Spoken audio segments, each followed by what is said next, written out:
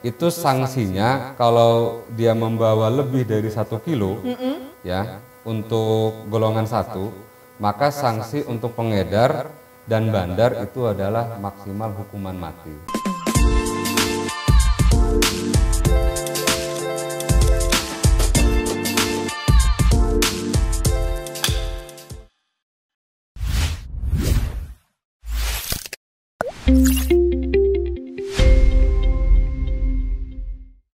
Assalamualaikum warahmatullahi wabarakatuh. Kembali lagi di Malahayati News. Kali ini kita ada di program Health Promoting University bersama narasumber-narasumber yang luar biasa pada siang hari ini ya. Kalau di sini siang, nanti kalau yang nonton mungkin bisa pagi, siang, sore, malam. Oke.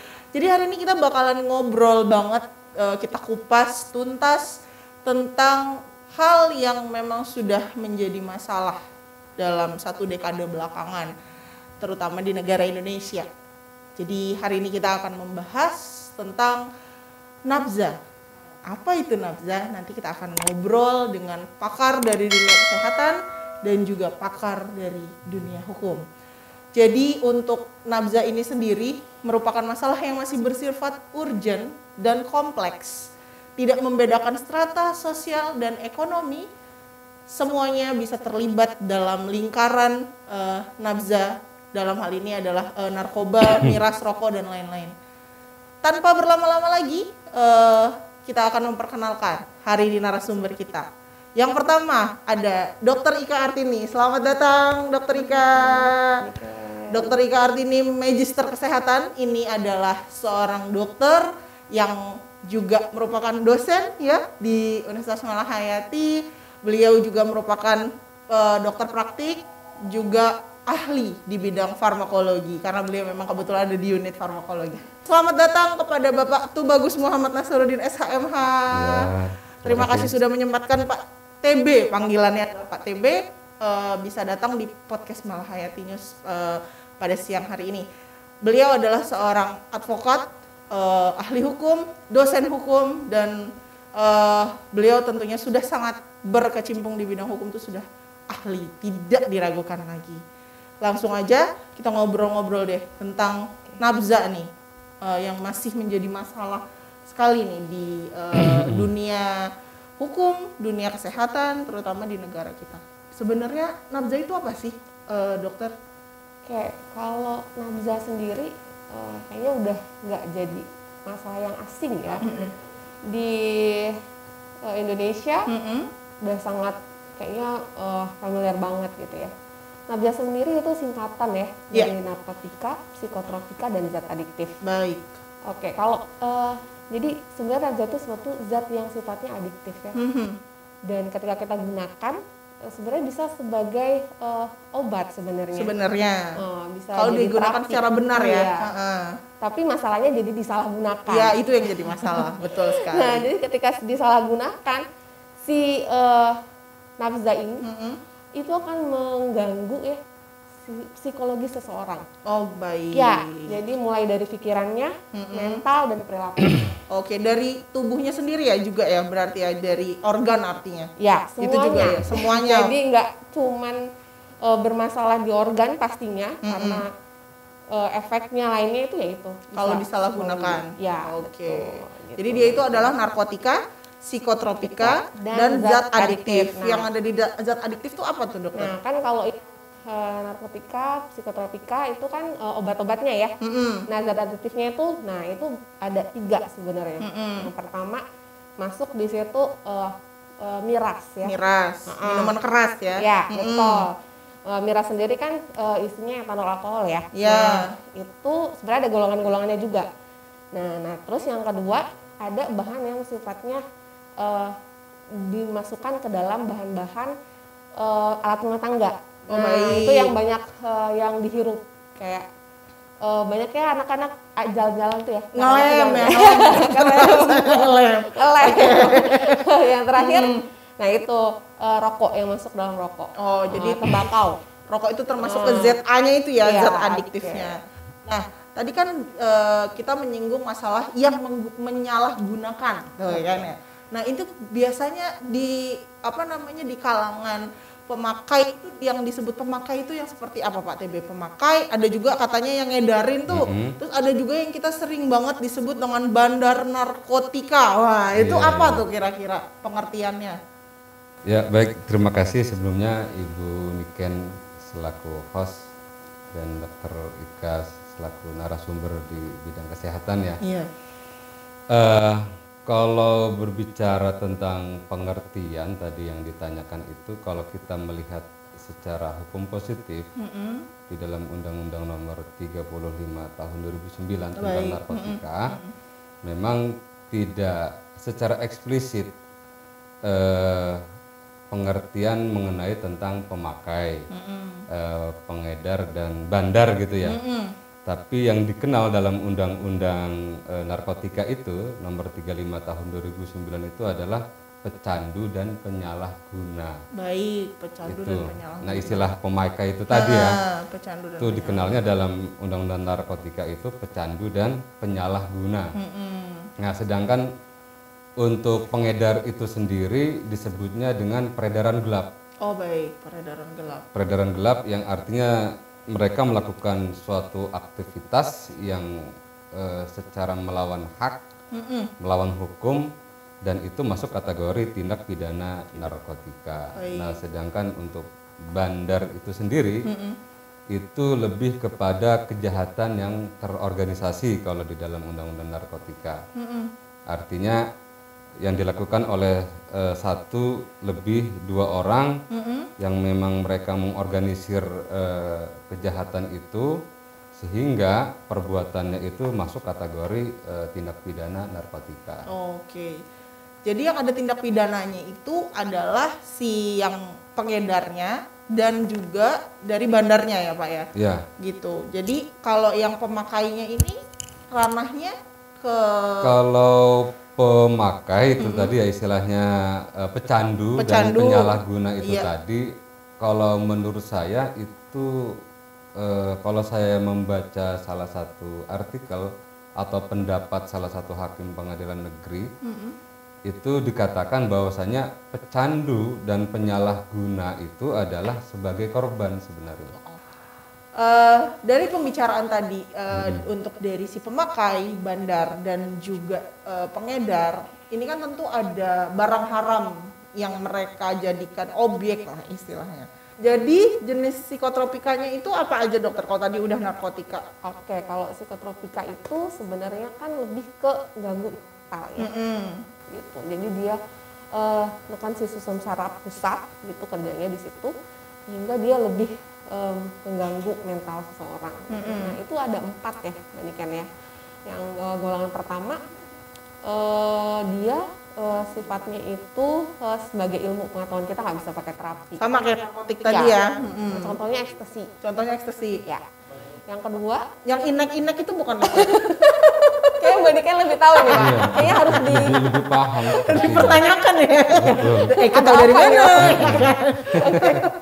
Oke, lanjut yang kedua ya Mbak Niken. Kalau golongan yang kedua itu biasanya kita bisa pakai buat terapi dan ke ilmu pengetahuan. Apa tuh contohnya? Contohnya itu sabu. Oh sabu. Iya. Yang pakai bong-bong itu. Iya, betul. Tahu banget ya gue. Oke, yang tuh kan Pak, artis-artis banyak banget ya Pak ya kena pidana gara-gara sabu itu kan. Nah, terus yang kedua, yang ketiga, yang ketiga dia itu bisa, tapi sifatnya enggak terlalu bisa buat ilmu pengetahuan, bisa buat terapi, tapi adiksinya dia sifatnya lebih lemah gitu. Ya. Dibandingkan yang tipe 1 sama 2. Jadi kalau misalnya tanya yang bahaya pasti yang golongan 1 dan 2. Iya, contohnya yang ketiga itu apa tuh? Fenobarbital. Oh, fenobarbital. Ya. Biasanya suka digunakan untuk bius-bius hewan percobaan ya kan. Hewan percobaan aja ya. Hewan percobaan aja, jangan yang lain. Dan golongan yang keempat biasanya sifat adiksinya lebih rendah. Contohnya diazepam. Oh, obat tidur. Meskipun sifatnya rendah tapi tetap harus pakai resep. Harus. Iya benar, karena masuknya kan itu narkotik psikotropik ya. Laporannya juga setiap bulan kan ada tuh. Mbak ini kan lebih sedikit lah. Terus kemudian kalau untuk yang zat adiktif itu, ya itu tadi ya udah saya jelasin sebelumnya bahwa zat adiktif itu masuk di situ yang miras sama rokok. Oke. Nah, Jadi dari semua yang dijabarkan Dokter Ika tadi untuk narkotika, psikotropika itu golongan 1 dan 2 yang paling berbahaya gitu ya. Jadi itu kayak ya betul Mbak Niken, dan kayak udah semacam kayak anak-anak muda itu kan dia awal mulanya tuh dari rokok dulu. Oh baik, berangkatnya dari rokok dulu. Terus setelah mencoba rokok akhirnya dia coba nih pengen tahu ya tentang kayak mana sih pakai obat itu. Ya mulai dari rokok dulu gitu. Nah setelah itu biar lebih efeknya lebih oke nih, dia tambahin lah si mirasnya. Miras, yang lapen-lapen itu ya Iya. biasanya. Ya betul gitu kan ya. Jadi seperti itu. Jadi dimulai dari rokok sih saya rasa. Gitu. Jadi memang bibitnya itu kebanyakan dari rokok Iya, gitu ya. gitu. Karena kan kayak anak muda dia pengen, apalagi yang masih usia SMP ya, kayak nyoba katanya rokok dulu gitu kan. mencari jati diri gitu. Benar. Dan lihat teman-teman ngerasa bahwa kalau nggak nyobain gitu nggak keren kan, nggak keren. Karena keren-kerenan itu tadi. Iya, benar. betul. Lingkungan juga mungkin Betul, ya yang betul, membentuk betul. itu semua. Benar. Jadi mungkin kayak apa namanya penggunaan narkoba itu bisa diawali dari rokok, terus make miras, minum miras, terus baru narkoba tahapannya kebanyakan seperti itu ya. Iya, Apakah seperti itu Pak TB di dunia nyatanya untuk yang sudah terjadi yang tadi Pak TB sebut korban gitu? Ya, Itu apakah memang begitu gitu? kalau melihat kondisi ya pengguna itu tadi, sekarang kan sudah kayaknya menjamur sih. Kalau bisa dikatakan memasyarakat kan gitu, menyeluruh kan begitu ya.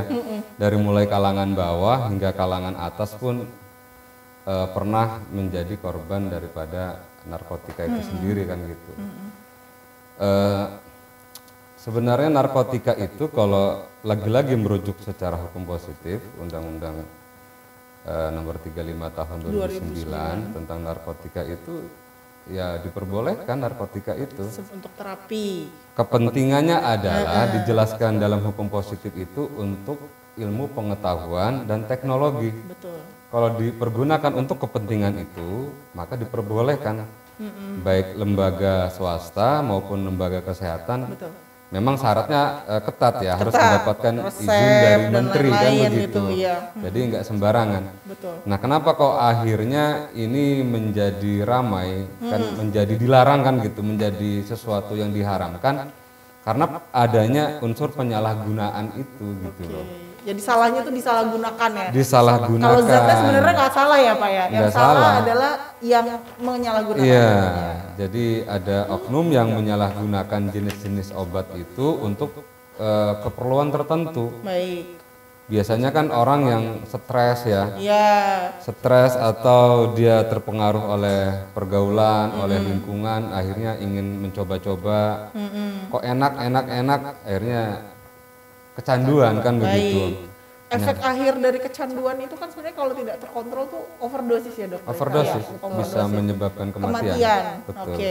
Nah, mungkin kalau misalnya bisa diklasifikasikan nih ya Pak ya, golongan umur atau kalangan mana sih yang paling rentan untuk bisa menjadi korban lah dari penyalahgunaan? Apakah semuanya punya chance yang sama gitu? Kalau lebih dikhususkan mana yang paling rentan itu adalah tingkat remaja. Yang kata dokter Ika tadi Iya, ya. saya setuju dengan dokter Ika karena memang tingkat remaja itu kan masa pubernitasnya sangat tinggi. Betul. Serba ingin tahu tentang sesuatu hal-hal yang baru. Apalagi jika itu dia masuk dalam lingkungan yang kurang bagus, masuk oknum-oknum pengedar kan gitu, mudah sekali. Mengambil keuntungan ya Pak ya, Ya, secara betul. materi dari mereka Betul. gitu kan. Mudah sekali bagi para remaja itu untuk mencicipi. Awalnya kan pengedar itu dia memberi secara gratis. Banyaknya gitu ya Pak ya. Iya, Jadi free salah dulu satu nih. caranya begitu, mereka memberikan secara gratis. Ketika para remaja ini sudah kecanduan, baru mereka dibebankan untuk membayar. Karena mau nggak mau kan mereka nyari tuh. Yang Nah, katanya bahasa ininya apa dok? Kalau adiksi itu kalau bahasa kesehatannya apa tuh?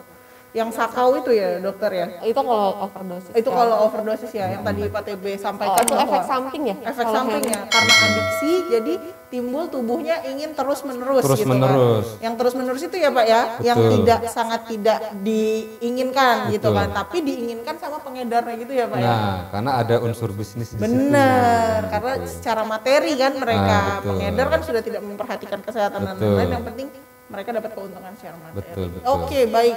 Jadi memang rumit ya kalau kita bilang masalah nafza ini kalau mau diberantas dari akarnya itu agak terlalu banyak sekali gitu akar-akar yang sudah tumbuh gitu ibaratnya.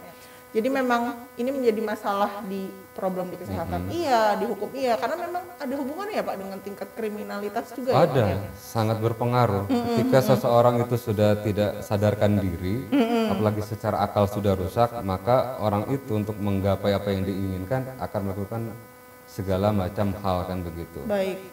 Ya mungkin bisa dikatakan ya bisa sampai membunuh kan gitu. Bagaimana caranya dia bisa mendapatkan uang untuk mendapatkan barang itu.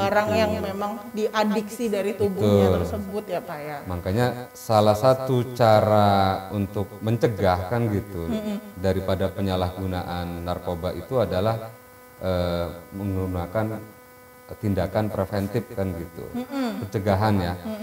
Nah, artinya ini kan tidak hanya dibebankan kepada salah satu lembaga ya. Mungkin kita sudah tahu namanya BNN kan gitu. Betul, ada badan Tapi khusus. seluruh elemen masyarakat, pemerintah, ulama masyarakat maupun penegak hukum itu harus sama-sama saling bersinergi kan gitu. Betul. Dan kalau kita bicara di sini lembaga pendidikan juga punya peran. Nah, sangat berperan bagaimana agar generasi penerus ini jangan sampai rusak kan begitu. Iya, betul. Di Karena masa-masa itu seperti merusaknya mental ya dokter Ika ya. Betul. Jadi nggak cuman organnya aja gitu yang dirusak, tapi mental itu memang dibuat rusak Iya. gitu ya karena Betul. obat-obat tersebut Iya gitu kan. gitu. Jadi memang awalnya mungkin pelarian ya. Kebanyakan tuh pelarian gitu. Dengan adanya banyak beban hidup ya. Itu akhirnya mereka lari ke sana padahal awalnya sih mungkin efeknya buat bikin seneng gitu ya. Yang nggak pernah sedih iya, gitu. jadi kayak stimulan gitu ya kayak dia gitu. Nggak capek ya kan. Capek gitu kan, tapi sebenarnya efeknya nanti itu malah lebih bahaya gitu. Dan banyak orang dengan gangguan jiwa itu efek dari si narkoba Oh sendiri. banyak yang Yo, seperti itu kejadiannya. gitu. Oh baik. Jadi gitu. kalau kan ini kita bicara misalnya sudah terkena nih korbannya. Tadi Pak TB sempat nyinggung kalau memang untuk pengguna itu lebih baik direhabilitasi ya Pak ya, tadi disinggung seperti itu. Nah kalau dari dokter Ika sendiri nih yang bekerja memang di bidang kesehatan, sebenarnya rehabilitasi itu kegiatannya apa ya dokter? Oke, kalau rehab sendiri itu ada 4 sih Mbak ya. Yang pertama itu pemeriksaan ya. Jadi si dokter itu dilakukan oleh dokter ya. Dokter itu akan memeriksa sejauh apa sih efek yang udah didapatkan ya dari penggunaan si narkoba itu gitu. Efeknya, berapa banyak sifat adiksi yang dia peroleh gitu. Setelah periksa baru ditindaklanjuti gitu ya. Terus yang kedua itu ada namanya detoksifikasi, jadi pembersihan gitu ya. Sifatnya pembersihan dari si zat-zat adiktif itu, karena kan dia itu kan pada saat rehabilitasi itu ya dia itu dihentikan kan, dihentikan pemakaian, dan ketika dihentikan maka akan ada respon yang tadi Mbak bilang sakau itu tadi. ketika itu ditahan supaya nggak dipakai gitu. Nah si peran dokter ini akan memberikan terapi-terapi gitu, misalnya dia agak mual dikasih obat mualnya seperti itu dan lain sebagainya. Efek yang mungkin dia muncul ketika dia dihentikan gitu, termasuk asupan cairan dan makanan. Nah gitu. Terus tahap yang selanjutnya itu adalah pemulihan. Nah, di situ dokter akan memberikan terapi yang mungkin jangka panjang ya. Istilahnya udah bisa dilepas lah ya. Termasuk di situ perencanaan hidup jangka panjang ke depannya. Oh, sampai situ ya rehabilitasinya. Terus yang terakhir yang adanya dukungan dari lingkungan. Dari orang-orang yang tadi Bapak orang-orang yang ada di sekitar Nah itu memberikan efek juga yang lebih baik gitu ya. Kayak kasih support gitu dari keluarga terutama mungkin ya. Orang-orang terdekat gitu. Jadi bukan malah dikucilkan gitu ya pengguna itu, justru malah harus dibantu, dirangkul supaya bisa lebih positif lah hidupnya seperti itu.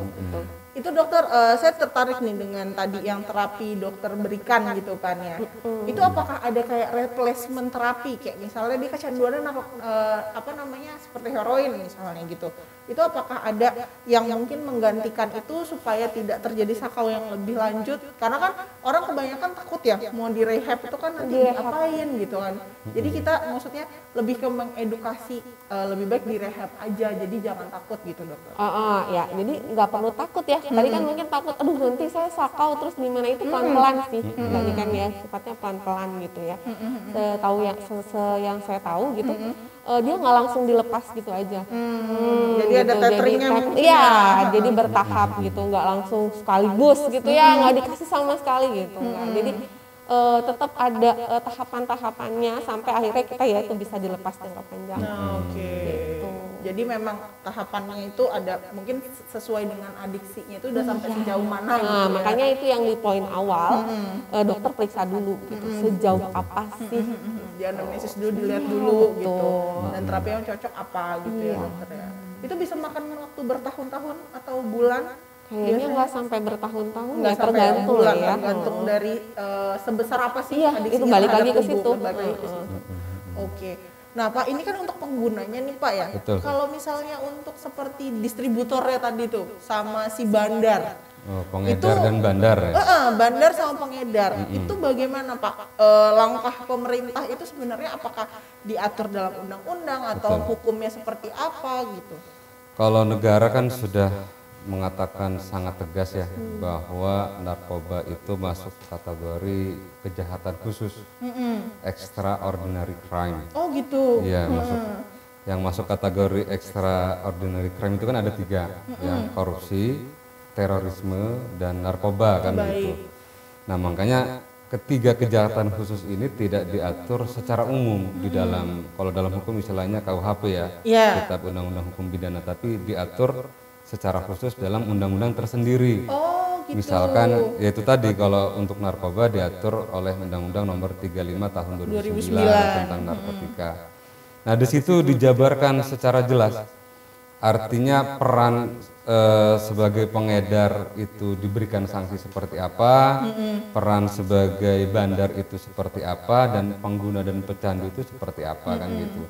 Nah dijelaskan dalam Undang-Undang Nomor 35 Tahun 2009 tentang narkotika itu bahwa pengedar dan bandar, kalau di ketentuan sanksi ya di pasal 111 sampai 115 dan seterusnya itu untuk golongan pengedar dan bandar, ini saya ulang-ulang terus nih biar enak nih, biar terdengar kan biar gitu ya. Biar enggak ini loh efek jerak juga gitu. Kalau dia masuk kategori melakukan tindak kejahatannya untuk jenis narkotika golongan 1 dan 2, kan terbagi atas 3 golongan ya. Itu sanksinya kalau dia membawa lebih dari 1 kilo ya untuk golongan 1, maka sanksi untuk pengedar dan bandar itu adalah maksimal hukuman mati. Serem banget. Serem banget. Hukuman mati atau penjara seumur hidup atau 20 tahun penjara. Bisa habis umurnya di penjara berarti. Jadi untuk golongan 1, 2 itu memang mengerikan sekali untuk para bandar. Tapi itu komoditas yang sangat menjanjikan. Golongan 1, 2 karena harganya lumayan banget. Sangat mahal sekali. Itu kalau di atas 1 kilo. Ya. Apa ya? Tapi kalau di bawah itu mungkin nanti penyesuaian. Sanksinya akan ya. lain kan gitu. Dan ini memang walaupun secara normatif mengatakan demikian, tapi ujung tombak daripada penegakan hukum itu sendiri ada pada hakim pengadilan. Sejauh mana majelis hakim benar-betul ingin mempunyai cita-cita memberantas narkotika itu sendiri kan gitu. Sekalipun hukum positif mengatakan maksimal hukuman mati, tapi kalau majelis hakim ternyata misalkan disusupi oleh adanya unsur-unsur suap, oknum kan begitu, itu sangat membahayakan kan gitu. Karena memang kejahatan ini sangat luar biasa ya. Nggak adil gitu ya, Iya. nanti jadinya. Tidak hanya di Indonesia tapi di kalangan internasional pun sudah sangat membahayakan sekali kan gitu. Betul, betul, betul. Nah, salah satu caranya untuk memutus mata rantai agar para korban-korban ini pecandu dan penyalahguna itu ya dia harus di bumi hanguskan. Pengedar dan bandar itu. Itunya ya Pak ya yang harus Selama para bandar dan pengedar masih berkeliaran, selama itu juga obat-obatan terlarang itu akan terus bisa dikonsumsi oleh para pecandu dan penyalahguna itu. Baik, baik. Pak, kalau dari temuan-temuan ya Pak yang ada di lapangan gitu, obat-obatan ini tuh mereka membuat atau meng-create sendiri di sini kah atau memang didatangkan dari luar negeri itu kebanyakan? Barang-barang haramnya itu. Mereka lebih banyak memproduksi sendiri. Oh, memproduksi sendiri. Jadi dari bahan mentah mereka produksi sendiri sehingga itu menjadi nilai jual yang sangat tinggi gitu loh untuk diperjualbelikan. Ibaratnya lebih murah bikin sendiri gitulah ya Pak daripada kita beli dari orang. Tapi itu justru lebih bahaya banget ya dokter ya, karena kualitasnya kan nggak tahu banget. Dosisnya berapa, apakah itu bisa digaransi gitu kan. Itu jadi memang apa ya istilahnya jangan pernah coba-coba gitu lah ya. Betul. Nah ini untuk karena kita masih dalam rangka program HPU nih di kampus ini gitu. Sebenarnya kalau dari dokter Ika nih, menurut dokter Ika di kalangan kampus apa sih yang bisa dilakukan oleh para sivitas akademika di sini supaya bisa terhindar dari nafsa itu tadi? Sebenarnya sih kalau di Departemen Farmakologi sendiri ada ya mata kuliah tentang si narkotika ini sendiri gitu. Jadi itu mungkin salah satu ya dan biasanya kita kan adakan penyuluhan ya. Penyuluhan itu melalui media skill lab. Nah, itu salah satunya gitu. Jadi mahasiswa sendiri bisa ikut terlibat gitu ya dalam pemberantasan narkoba ini sebenarnya ya. Jadi di situ sih seperti itu gitu ya. Jadi dari skill lab itu sendiri gitu kita bantu selain untuk pengabdian masyarakat juga bisa kita pakai seperti itu. Kalau mahasiswa kedokteran kan pasti kebanyakan udah tahu ya bahayanya secara farmakologi seperti apa. Iya, jangan coba-coba pakai narkoba ya. Karena bahayanya adiksi-nya tuh lebih parah gitu dibandingkan kesenangan sesaat gitu kan. Kalau kayak gangguan jiwa kan ya. Benar. Bahkan sanksinya ya itu ada sanksinya serem banget gitu kan. Iya. Kalau dari Pak TB sendiri gimana tuh kira-kira dari sisi hukum nih untuk istilahnya memayungi lah mahasiswa kita biar enggak terkena dari dampak buruknya narkoba ini gitu. Kalau kita larikan ke dunia akademik ya hampir sama sebenarnya tadi apa yang dijelaskan Dokter Ika. Kebetulan kalau di Fakultas Hukum itu ada LKBH, Lembaga Kajian dan Bantuan Hukum kan gitu. Itu bentuk kegiatannya mungkin hampir sama dengan di kedokteran, kita mengadakan penyuluhan karena memang itu salah satu wujud pendidikan ya, memberikan edukasi kepada masyarakat, ke remaja kan gitu. Artinya tentang bahaya daripada penyalahgunaan itu sendiri secara kesehatan dan sanksi dari secara hukumnya juga kan dipertegas sangat, gitu. Ya betul, itu sangat apa berat sekali gitu. Jadi ya itu selain penyuluhan paling yang kedua adalah rehabilitasi. Itu kan ada dua ya, medis dan sosial. Paling kalau di hukum sendiri bisa membantu secara rehabilitasi sosialnya itu.